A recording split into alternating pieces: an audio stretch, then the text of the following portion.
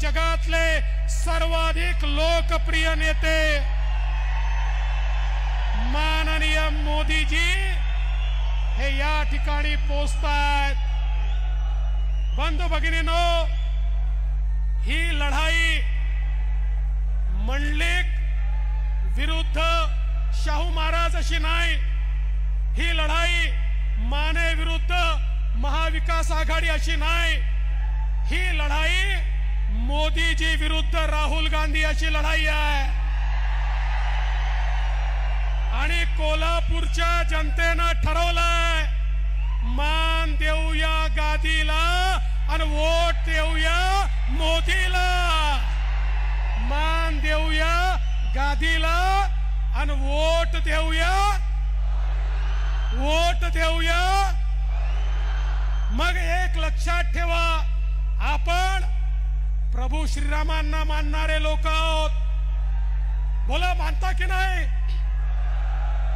कोण कोण मानताय?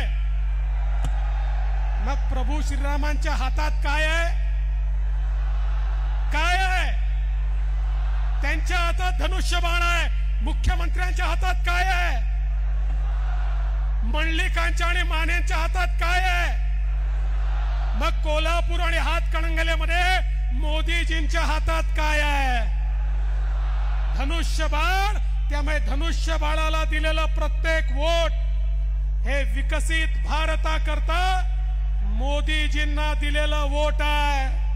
बंधू भगिनींनो, या ठिकाणी आम्ही कोल्हापूरमध्ये ज्यावेळी सरकार आमचं होतं, या कोल्हापूरला टोल मुक्त केलं। ज्यांनी टोल मुक्त केलं त्यांचे उमेदवार मंडलिक आहेत आणि ज्यांनी टोल लावला होता त्यांचे उमेदवार कोण आहेत मी सांगण्याची आवश्यकता नाही आहे। बंधू भगिनींनो, या कोल्हापूरमध्ये आणि या कोल्हापूर जिल्ह्याला ज्या प्रकारे मोदीजींच्या नेतृत्वात विकासाची कामं झाली, आताच महाडिक साहेबांनी आपल्याला सांगितलेलं आहे। आणि कोल्हापूर जिल्हा छत्रपतींच्या इतिहासातला जिल्हा आहे, हा देशभक्त लोकांचा जिल्हा आहे। हा जिल्हा खऱ्या अर्थानं देशभक्तांच्या मागे उभा राहणारा आणि भगव्याच्या मागे उभा राहणारा अशा प्रकारचा जिल्हा आहे।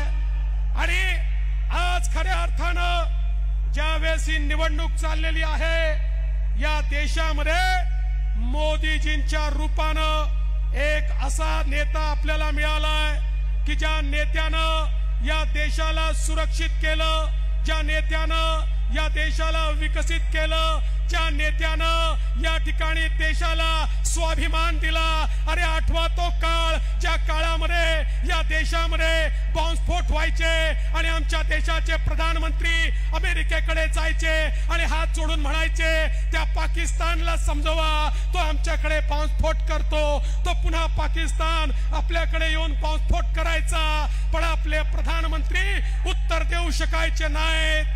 त्या पाकिस्ताननं तोच प्रयत्न केला, पण आपल्या देशाचे पंतप्रधान माननीय मोदीजींनी त्या ठिकाणी घुसून सर्जिकल स्ट्राइक केला, त्या ठिकाणी एअर स्ट्राइक केला। मला सांगा, 2019 नंतर या देशात घुसून बॉम्बस्फोट करण्याची कोणाची हिम्मत झाली का? कोणीतरी देशामध्ये घुसू शकलं का? कोणाची हिम्मत आहे का?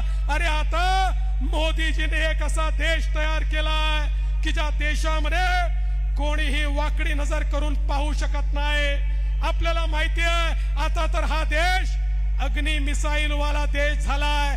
7000 किलोमीटर दूर कुठेही शत्रूचं ठाण असेल तर भारतातनं मिसाईल निघतं आणि थेट शत्रूचं ठाण नेस्तनाबूत करणारा अशा प्रकारचा भारत आज या ठिकाणी मोदीजींनी केलाय। आणि म्हणून बंधू भगिनींनो, खऱ्या अर्थानं सामान्य माणसाच्या जीवनात परिवर्तन करत असताना ज्या प्रकारे मोदीजींनी नव भारताची निर्मिती केली आहे हे आपण सगळे लोक पाहू शकतो। 8वा ते दिवस कोविडचा तो काळ, ज्या काळामध्ये नातेवाईक देखील ओळख दाखवत नव्हते, कोणाच्या घरी जाण्याची चोरी होती, मौत मिट्टीला जाण्याची चोरी होती, किड्या मुंग्यासारखे लोक मरत होते। जगातले लोक म्हणायचे भारतामध्ये 40-50 कोटी लोक मेल्याशिवाय राहणार नाही, त्यावेळी जगामध्ये केवळ 3-4 देशांकडे लस होती, कोविडची लस आपल्याकडे नव्हती, त्या देशांना वाटायचं भारताचे नेते आमच्या पुढे येतील, हात पसरतील, मग भिकाऱ्यासारख्या काही लसी त्यांच्या हातावर आम्ही टाकू, अशा प्रकारचे त्यांचे मनसुबे होते। संपूर्ण जग चिंतेमध्ये होतं, पण जगाला हे माहित नव्हतं की या भारतामध्ये एक वाघ पंतप्रधान आहे, ज्या वाघानं या ठिकाणी कोविडची लस स्वतः तयार करून घेतली, आपल्या शास्त्रज्ञांना सांगितलं आपल्या देशाची लस तयार करा। कोविडची लस या भारतामध्ये तयार झाली, 140 कोटी लोकांपर्यंत 2 वेळा कोविडची लस पोहोचली, आमचा भारत जिवंत राहिला। आज आपण सगळे लोक या ठिकाणी एकत्रित बसू शकतो कारण या देशाला मोदीजींसारखा नेता लाभला, ज्यांनी 1 पैसा आपल्याला लागू दिला नाही, आपल्या प्रत्येकाला त्या ठिकाणी कोविडची लस टोचली। अरे मी तर असं म्हणेन यावेळेचं मत अनेक गोष्टींकरता आपण मोदीजींना देऊ, पण त्यात सगळ्यात महत्वाची गोष्ट आहे जान है तो जहान है। आज जिवंत तर मोदीजींमुळे, मोदीजींनी दिलेल्या लसीमुळे, आणि त्यामुळे आज आम्हाला मत द्यायचं असेल तर ज्या नेत्यांनी या हिंदुस्थानला जगण्याकरता त्या ठिकाणी कोविडची लस दिली त्या मोदीजींना या ठिकाणी आपल्याला मत द्यायचं आहे। आणि म्हणून आपले संजय मंडलिक आणि धैर्यशील माने हे मोदीजींचे प्रतिनिधी म्हणून आज या ठिकाणी आहेत। बंधू भगिनींनो, तुम्ही बघा केवळ मोदीजींनी या 10 वर्षामध्ये 25 कोटी लोकांना गरिबीच्या बाहेर काढलं। 10 वर्षामध्ये 25 कोटी लोक गरिबीच्या बाहेर काढण्याचा रेकॉर्ड जगामध्ये कोणी करू शकलं नाही।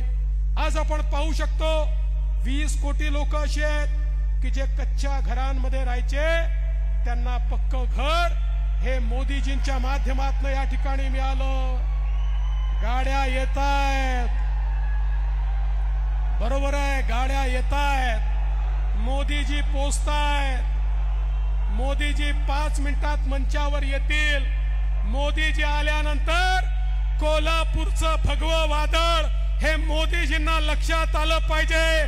छत्रपती शिवाजी महाराजांची ताकद ही कोल्हापूरकरांनो तुम्हाला मोदीजींना या ठिकाणी दाखवायची आहे। आणि मला विश्वास आहे मोदीजींनी भारत बदललेला आहे, गरीब कल्याणाचा अजेंडा चालवलेला आहे।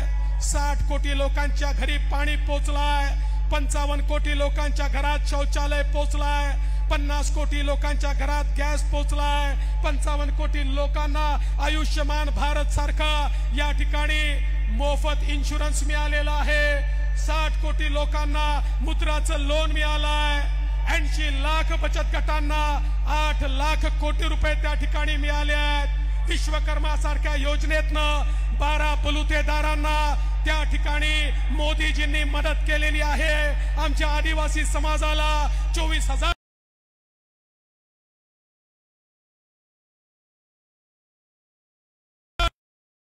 केली आहे। दीन दलित गोर गरीब आदिवासी शेतकरी शेतमजूर महिला अल्पसंख्याक ओबीसी मराठा समाज धनगर समाज असा एकही समाज नाही जो मोदीजींमुळे लाभान्वित नाही। आणि